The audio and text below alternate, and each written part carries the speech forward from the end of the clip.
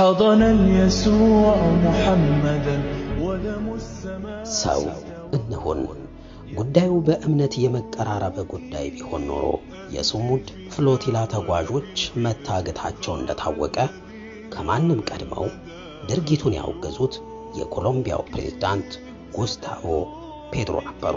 በዛው ሰዓትም ይህንን የእስራኤል ድርጊት በመቃወም በሺህ የሚቆጠሩ ኮሎምቢያውያን ወደ አደባባዮች በመውጣት ድምጻቸውን ሲያሰሙ አምሽተዋል። ወደ ሃይማኖት ስንመጣ ግን በኮሎምቢያ ከ95% በላይ የሚሆነው ህዝብ የካቶሊክ ኢቫንጀሊካልና ፕሮቴስታንት ክርስትና እምነት ተከታይ ሲሆን እስልምናን የሚከተሉ ኮሎምቢያውያን ቁጥር 0.5% ብቻ ነው፣ ወይም ደግሞ ከ1% በታች ነው። 84% የሚሆነው የጣሊያን ህዝብ የሮማን ካቶሊክ እምነት ተከታይ ነው።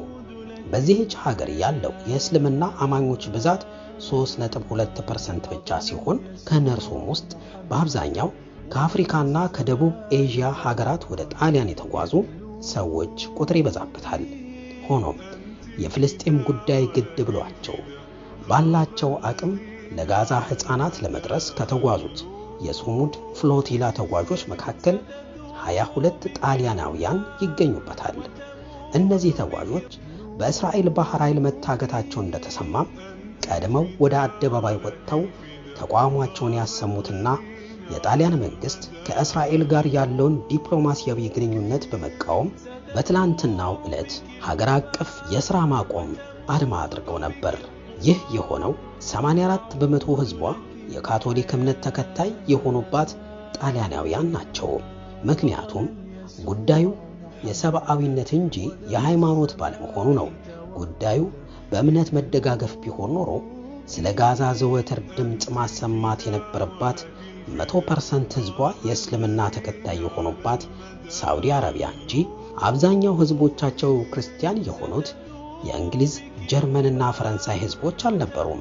የጋዛን ሰቆቃ ለመስማት ያለ ርህራሄ ለሚገደሉት ህፃናት ለማዘን በሃይማኖት አንድ መሆን ወይም መቀራረብ መስፈርት ቢሆን አደባባይ እየወጡ ይህንን ነውር ማውገዝ የነበረባቸው ከ75% በላይ የእስልምና እምነት ተከታይ የሆኑት የተባበሩት አረብ ኤሚሬትሶች እንጂ 2.6% ሙስሊሞች ያሉባት ስፔን ወይም 2% ሙስሊሞች ብቻ ያሉባት አርጀንቲና አልነበረችም።